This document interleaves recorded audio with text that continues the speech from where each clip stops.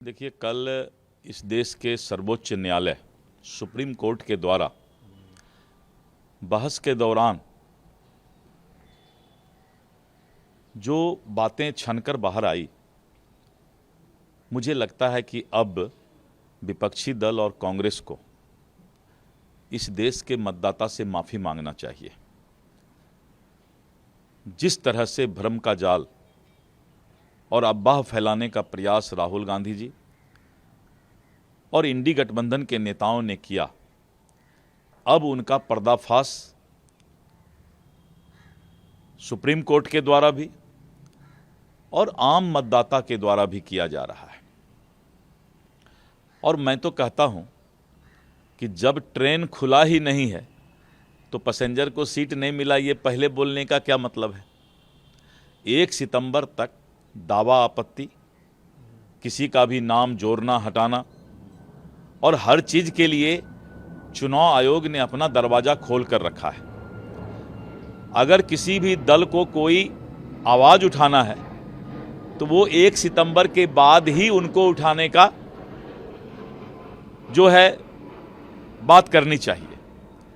लेकिन जिस तरह से गंदा माहौल बनाने का प्रयास किया गया, अब ऑनरेबल सुप्रीम कोर्ट के द्वारा जब ये बातें आई कि बिहार के लोगों को बदनाम करने का प्रयास नहीं करें, बिहार को बदनाम करने का प्रयास नहीं करें, वहाँ के मतदाता सजग हैं और चुनाव आयोग ने पूरा दरवाज़ा खोल कर रखा है कि एक एक मतदाता, जब तक उनको हम मतदान का अधिकार नहीं दे देंगे तब तक जो है हम उसके साथ न्याय के लिए दरवाज़ा खोल कर रखेंगे। राहुल गांधी ये कह रहे हैं कि जो वोटर लिस्ट में जिस लोगों को डिक्लेयर कर दिया गया था कि मर गए हैं, मैंने तो उनके साथ चाय पी ली और उनको डर भी अब लगने लगा। एकदम ठीक है, एकदम ठीक है। राहुल गांधी जी, उसी के लिए तो फॉर्म 7 है चुनाव आयोग का, उसी के लिए ना फॉर्म 7 है। फॉर्म 7 में 1 सितंबर तक वो अपना दावा आपत्ति कर सकते हैं। उसके साथ चाय पीने की क्या जरूरत है।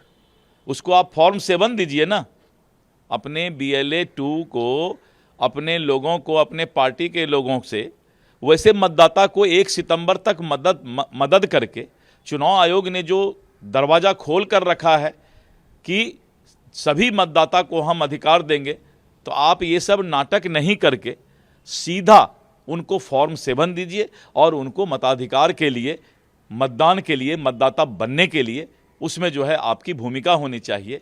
और पूरा देश जानता है कि आप हर वक्त जो है कोई भी मुद्दा उठाते हैं तो आपके नसीब में ही लिखा हुआ है कि आप गलत मुद्दा पकड़ लेते हैं, और आपने फिर जो है वही गलत राह पकड़ा और आज आपको इस तरह का जो है विकट परिस्थिति का सामना करना पड़ रहा है। अब आप देश को क्या जवाब देंगे।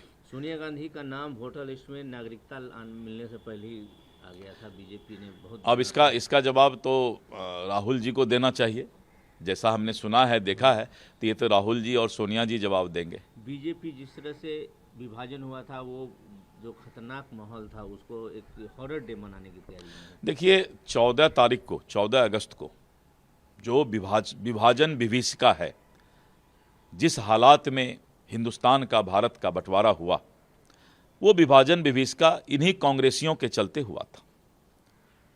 तो हम लोग इस बात को याद करते हैं कि विभाजन विभीषिका जो है, इन कांग्रेसियों ने इस देश के लोगों को बांटने का काम किया और आज भी वही काम कर रहे हैं। सर, एक सवाल है कि बंगाल सरकार ने बोला है कि वहाँ जो मूवीज थिएटर है उसमें बंगाली फिल्म जरूर दिखाना होगा, तो ये ठीक है। ये क्षेत्रीयवाद जो है, भारत पूरा देश एक जो है गुलदस्ता है और पूरे देश को जो है इस तरह के माहौल में बदलने की आवश्यकता नहीं है। पूरे देश में, पूरे भारतवासी को सभी जगह बराबर का अधिकार है।